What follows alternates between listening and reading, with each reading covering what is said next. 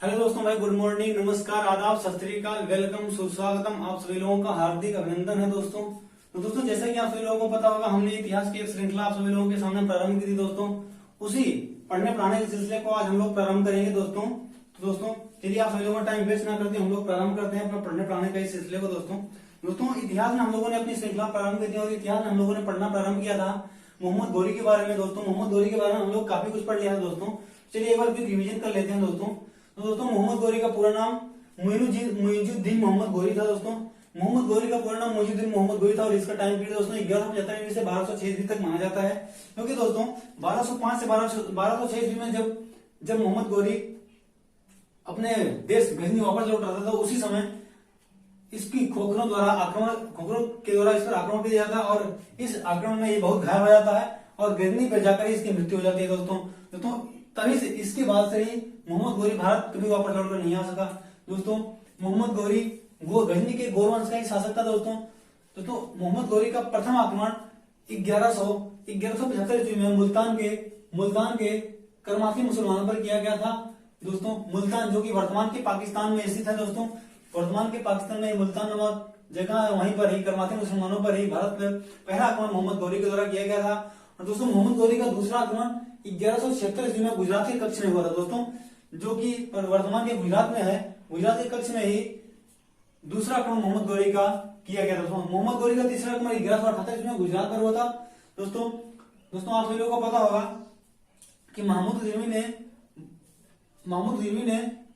1124 ईस्वी में जब गुजरात के सोमनाथ मंदिर पर आक्रमण किया था, तो वहां से अपार धन और सोना एकत्रित करके अपने देश गजनी ले गया था। इसी बात की लालसा थी इसके अंदर।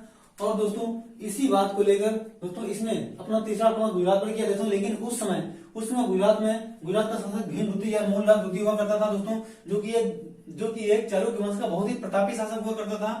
और दोस्तों, ऐसा माना जाता है, इतिहासकारों के द्वारा ऐसा माना जाता है कि भीम सेकंड उस समय जब 1178 ईस्वी में मोहम्मद गौरी भीम सेकंड पर आक्रमण करने जा रहा था, तभी इस बात की जानकारी मोहम्मद भीम सेकंड ने या मूलराज द्वितीय ने अपने गुप्तचरों के द्वारा प्राप्त कर ली और उल्टा ही मोहम्मद गौरी पर आक्रमण कर दिया। लेकिन इस युद्ध में मोहम्मद गौरी बुरी तरह से भाग गया। लेकिन भीम सेकंड या मूलराज द्वितीय की सेनाओं ने मोहम्मद गौरी का पीछा किया और राजस्थान के माउंट आबू में जाकर मोहम्मद गौरी को पराजित करके उसको कैद कर लिया गया दोस्तों। कैद करने के बाद भीम सेकंड ने या मूलराज द्वितीय ने मोहम्मद गौरी को दक्षिण भारत अर्थात गुजरात ले आया। लेकिन कुछ समय तक बंदी बनाने के बाद मोहम्मद गौरी को बंदी बनाने के बाद भीम सेकंड की माता के कहने पर ही मोहम्मद गौरी को रिहा कर दिया गया।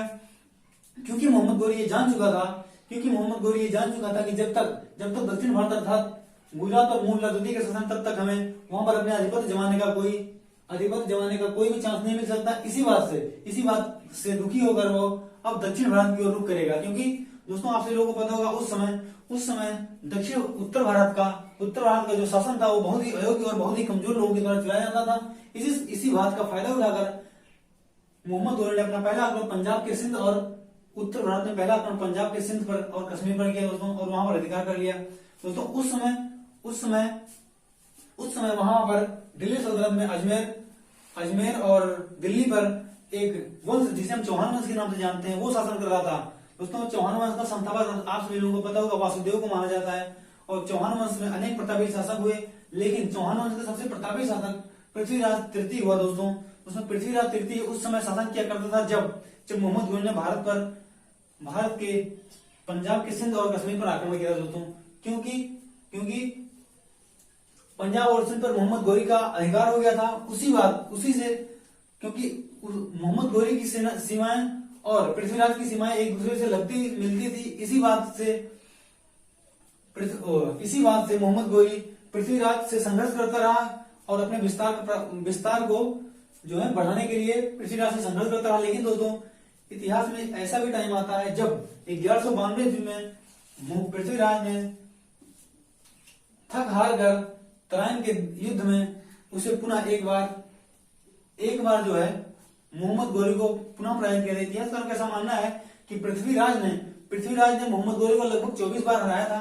23वीं बार थी जब मोहम्मद गौरी ने तराइन के प्रथम युद्ध में मोहम्मद गौरी को हराया था। पृथ्वीराज चौहान ने तराइन के प्रथम युद्ध में मोहम्मद गौरी को हराया था 1191 ईस्वी में। लेकिन दोस्तों इस युद्ध में हराकर पुनः उसे छोड़ दिया गया।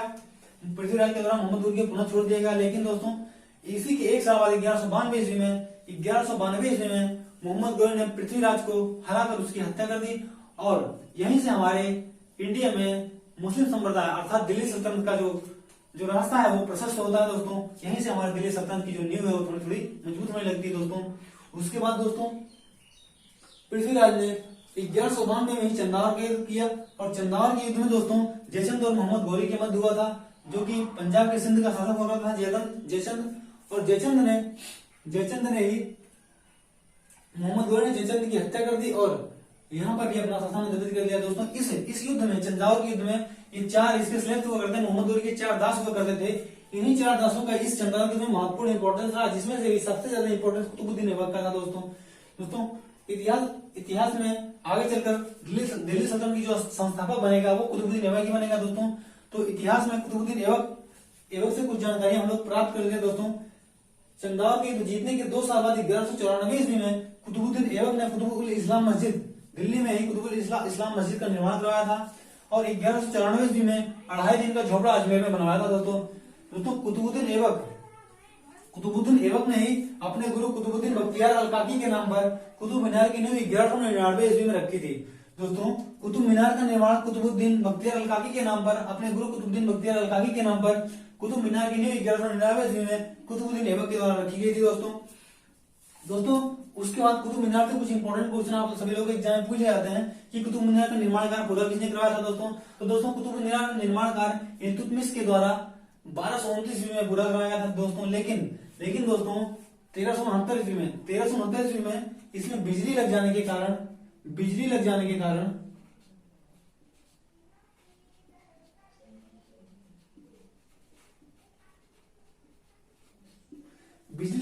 इसकी एक मंजिल ढह जाती है और इसी की मरम्मत किसने 1369 ईस्वी में किसने कराया था? फिरोज शाह तुगलक ने दोस्तों। फिरोज शाह तुगलक ने इसकी मरम्मत करवाई थी 1369 ईस्वी में। फिरोज शाह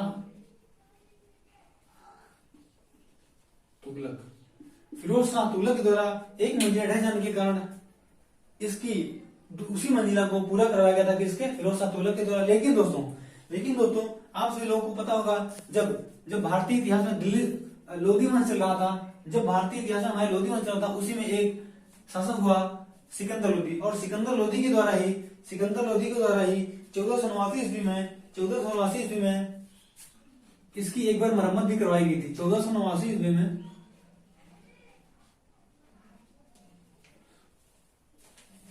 कुतुब मीनार की मरम्मत करवाई गई।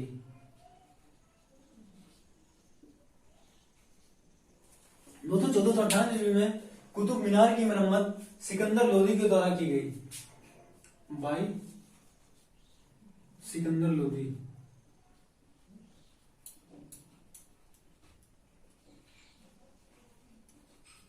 सिकंदर लोधी के द्वारा आप सभी को पता होगा सिकंदर लोधी वंश का द्वितीय शासक करता था, यानी कि बहलोल लोधी का ही पुत्र हुआ करता था सिकंदर लोधी। दोस्तों सिकंदर लोधी के द्वारा 1489 ईस्वी में कुतुब मीनार की मरम्मत कार्य पूरा करवाया गया था दोस्तों। आप सभी लोगों को पता होगा कि 1205 ईस्वी में 1205 और 6 ईस्वी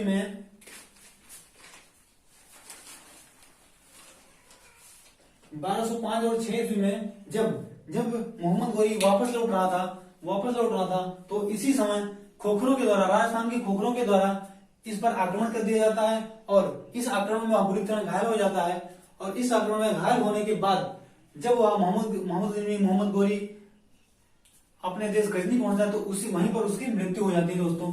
और अचानक मोहम्मद गोरी की मृत्यु हो जाती है। इसीलिए वह अपने इस इतने बड़े साम्राज्य का अपना उत्तराधिकारी नहीं चुन सका था दोस्तों। इसलिए इसके इन चार में से इन तीन दासों के मध्य उत्तराधिकार का संघर्ष होना अनिवार्य था दोस्तों। इसी से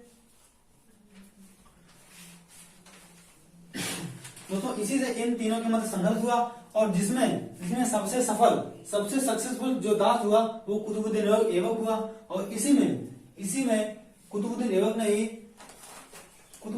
दिल्ली सल्तनत की, भारत में दिल्ली सल्तनत की स्थापना की दोस्तों। तो चलिए दोस्तों हम लोग पढ़ेंगे आज दिल्ली सल्तनत। तो दोस्तों दिल्ली सल्तनत की स्थापना आप सभी लोगों को पता होगा कुतुबुद्दीन ऐबक के द्वारा की गई थी दोस्तों।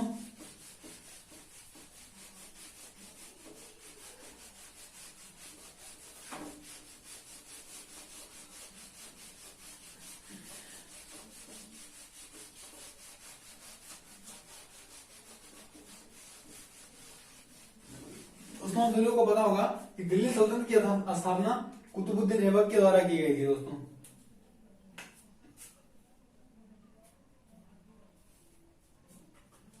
दिल्ली सल्तनत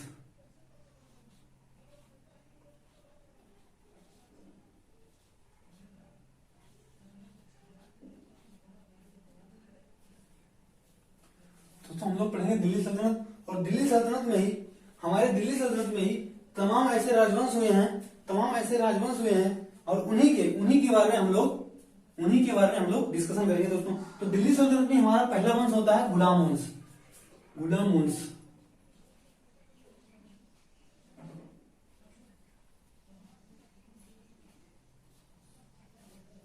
दोस्तों जैसे कि आप सभी लोगों को नाम से पता चल रहा है गुलाम वंश इसका नाम तो था, लेकिन दोस्तों यहाँ पर एक ही गुलाम यानी कि स्लेब्स, यानी कि दो स्लेब्स हुए।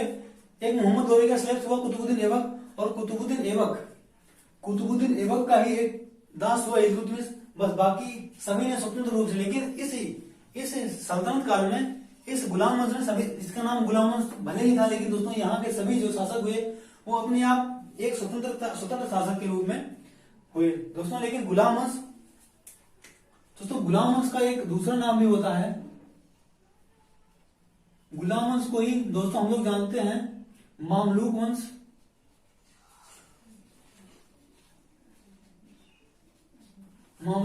और इसी गुलाम वंश को हम लोग क्या जानते हैं, इलबारी वंश।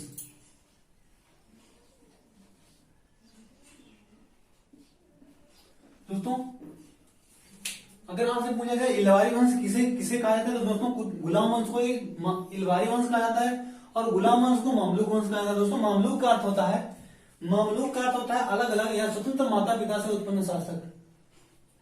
स्वतंत्र माता पिता से उत्पन्न शासक। दोस्तों इस सल्तनत काल में ऐसा नहीं होगा कि पिता का पुत्र उत्तराधिकारी होगा, ऐसा कुछ नहीं होगा दोस्तों। इस गुलाम वंश में हम लोग पढ़ेंगे कि स्वतंत्र माता पिता से, अलग अलग माता पिता से उत्पन्न जो शासक होंगे उन्हीं के बारे में हम लोग पढ़ेंगे दोस्तों। तो सबसे पहले आप सभी लोगों को पता होगा कि गुलाम वंश का जो संस्थापक था कुतुबुद्दीन ऐबक था दोस्तों इसका संस्थापक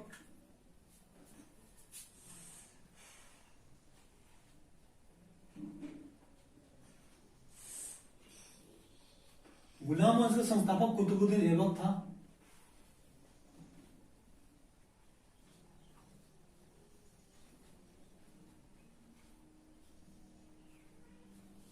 दोस्तों गुलाम वंश का संस्थापक आप सभी लोगों को पता है कुतुबुद्दीन ऐबक को माना जाता है। दोस्तों इस कुतुबुद्दीन ऐबक के जो काल को हम लोग दो पार्ट्स में डिवाइड करेंगे दोस्तों इस कुतुबुद्दीन ऐबक के जो शासन पीरियड है उसको हम लोग दो पार्ट्स में डिवाइड करेंगे दोस्तों 1199 ईस्वी से 1199 ईस्वी से हम लोग पढ़ेंगे 1206 ईस्वी तक, इसका पहला पीरियड। और 1206 ईस्वी से हम लोग इसको पढ़ेंगे 1208 ईस्वी तक। फिर उसके बाद 1208 ईस्वी से दोस्तों हम लोग पढ़ेंगे 1210 ईस्वी तक।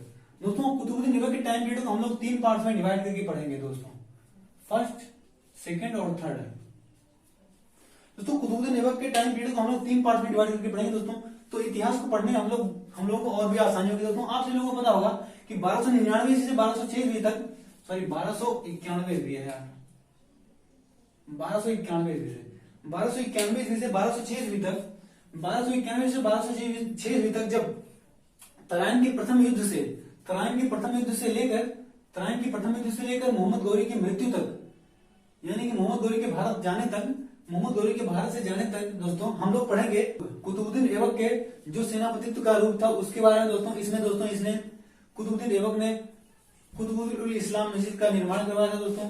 उसके बाद दोस्तों 2.5 दिन का झोपड़ा बनवाया था दोस्तों। इन सभी के बारे में दोस्तों उसके बाद 1206 ईस्वी में हम लोग 1206 से 1208 ईस्वी तक दोस्तों हम लोग पढ़ेंगे। कुतुबुद्दीन ऐबक सिपा सलार के रूप में शासन किया गया था दोस्तों, क्योंकि आप सभी लोगों को पता होगा मोहम्मद गौरी की मृत्यु के बाद दोस्तों ये अपने आप को सेनापति यानी सिपा सलार की पदवी देकर ही दोस्तों इस दिल्ली सल्तनत पर राज्य करता था। लेकिन दोस्तों 1208 से 1210 ईस्वी तक कुतुबुद्दीन ऐबक ने स्वतंत्र रूप से शासन किया था दोस्तों, केवल 2 साल। और 1210 ईस्वी में ही कुतुबुद्दीन का मृत्यु पोलो या चौगान खेलते हुए घोड़े से गिरकर इसकी मृत्यु हो गई थी दोस्तों। कुतुबुद्दीन बहुत ही उदार और दयालु प्रवृत्ति का इंसान हुआ करता था दोस्तों। कुतुबुद्दीन ऐबक का मानना था कि जो क्षेत्र हम लोग जीत कर आए हैं, सब पहले हम लोग उस और वहां की जनता को इतना समृद्ध और खुशहाल बना दें, उसके बाद हम लोग दोबारा कोई भी क्षेत्र जीतने की लालसा रखें, दूसरे जीतने की इच्छा रखें दोस्तों। कुतुबुद्दीन ऐबक ऐसा माना जाता है कि जब कुतुबुद्दीन ऐबक ने 1208 ईस्वी से 1210 ईस्वी में जब ये स्वतंत्र शासक बना था दोस्तों, तो इसने वहां काबुल और कंधार की जनता को एक सोने के सिक्के, सोने व चांदी के सिक्के प्रदान किए थे।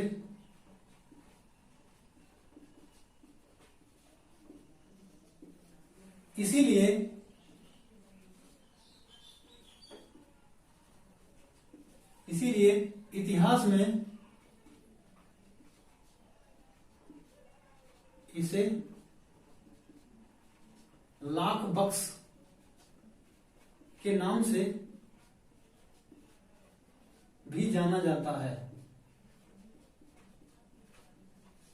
दोस्तों। एक सिक्के सोने में चांदी के काबुल और कंधार की जनता को प्राप्त किया था, इसलिए काबुल और कंधार की जनता ने कुतुबुद्दीन ऐबक को लाख बक्स के नाम से संबोधित किया दोस्तों। कुतुबुद्दीन ऐबक को लाख बक्स की संज्ञा दी थी दोस्तों। कुतुबुद्दीन ऐबक को गॉड ऑफ मून्स भी कहा जाता था। गॉड ऑफ मून्स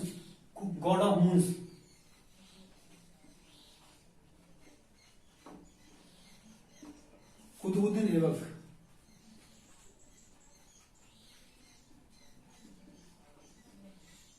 दोस्तों कुतुबुद्दीन ऐबक को गॉड ऑफ मून्स भी कहा जाता था दोस्तों। कुतुबुद्दीन ऐबक को गॉड ऑफ मून्स भी कहा जाता था दोस्तों। इसमें दोस्तों इतिहास में आपसे क्वेश्चन में ये भी पूछा जाता है कि वह दिल्ली सल्तनत का कौन सा ऐसा शासक था जिसने अपने आप को सिपा सलार की पदवी रखकर शासन किया था दोस्तों। तो सिपा सलार अपने आप को खुद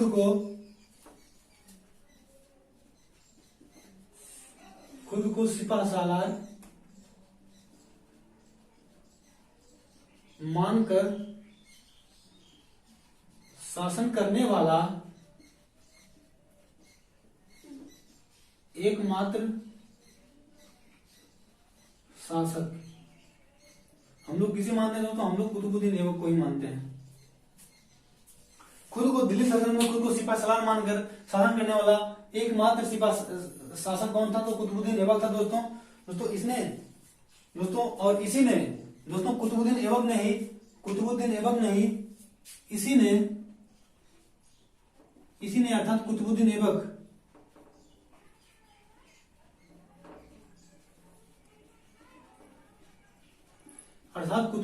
ने ही इल्तुतमिश को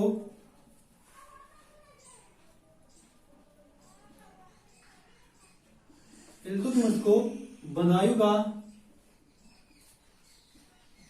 सूबेदार बनाया था।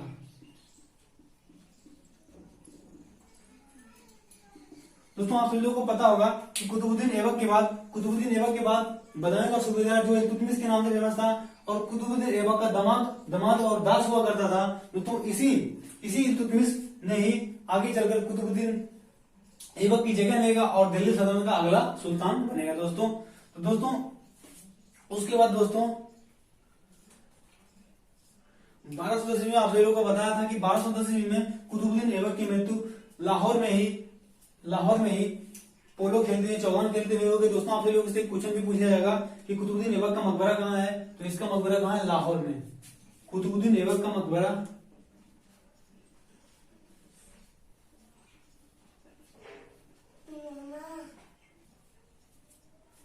कुतुबुद्दीन ऐबक का मकबरा,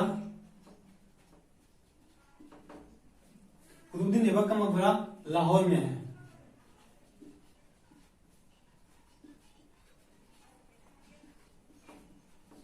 दोस्तों आप सभी लोगों से क्वेश्चन पूछ लिया जाता है कि कुतुबुद्दीन ऐबक का मकबरा कहाँ है, तो दोस्तों कुतुबुद्दीन ऐबक का मकबरा लाहौर में, जो आज वर्तमान के पाकिस्तान, कुतुबुद्दीन ऐबक का मकबरा जो है लाहौर में स्थित है दोस्तों।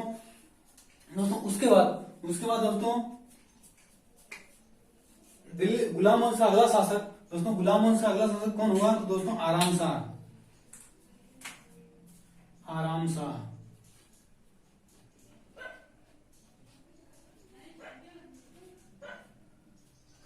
दोस्तों आराम शाह 1210 ईस्वी में, 1210 ईस्वी में दिल्ली सल्तनत का अगला, गुलाम मोहम्मद का अगला शासक बना दोस्तों आराम शाह। लेकिन दोस्तों कुछ समय तक ये शासन रह पाया, लेकिन 1211 ईस्वी में, 1211 ईस्वी में दोस्तों जूनागढ़ के युद्ध में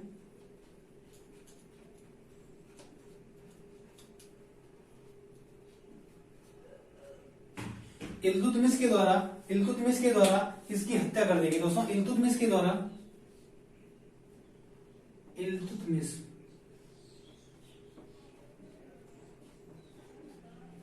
और आराम शाह, दोस्तों आप लोगों से पूछ लिया जाएगा कि जूनागढ़ 1211 में जूनागढ़ गए तो किनके मध्य हुआ था, तो इल्तुतमिश और आराम शाह के मध्य हुआ था दोस्तों। इल्तुतमिश ने इस युद्ध में, यानी जूनागढ़ के युद्ध में आराम शाह को पराजित करके इसकी हत्या कर दी दोस्तों। तो इतिहासकारों का ऐसा मानना है, कुछ इतिहासकार आराम शाह को कुतुबुद्दीन ऐबक का पुत्र मानते हैं, लेकिन इतिहास में कोई भी ऐसे साक्ष्य नहीं मिलते हैं कि आराम शाह कुतुबुद्दीन ऐबक का पुत्र कहलाए। लेकिन दोस्तों इतिहास में ऐसे साक्ष्य मिले हैं कि आराम शाह कुतुबुद्दीन ऐबक के बाद कुछ समय के लिए, लगभग 1 साल के लिए दिल्ली सल्तनत के गुलाम वंश का अगला शासक हुआ था दोस्तों। इसके बाद दोस्तों प्रारंभ होता है इल्तुतमिश का शासन दोस्तों। तो दोस्तों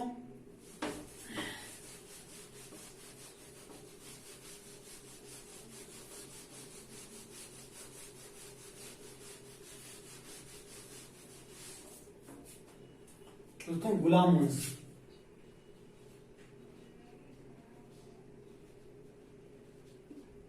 और गुलाम वंश से हम लोग पढ़ रहे थे, कुतुबुद्दीन ऐबक को पढ़ लिया था हमने दोस्तों, और कुतुबुद्दीन ऐबक के बाद हम लोग पढ़ेंगे इल्तुतमिश।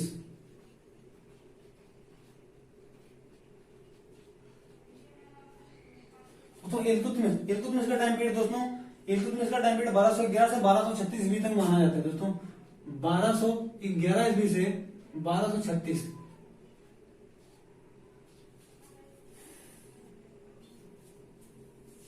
तो दोस्तों आज के लिए इतना ही दोस्तों, चलिए मिलते हैं अगली वीडियो में दोस्तों। आज के लिए इतना ही दोस्तों, धन्यवाद दोस्तों।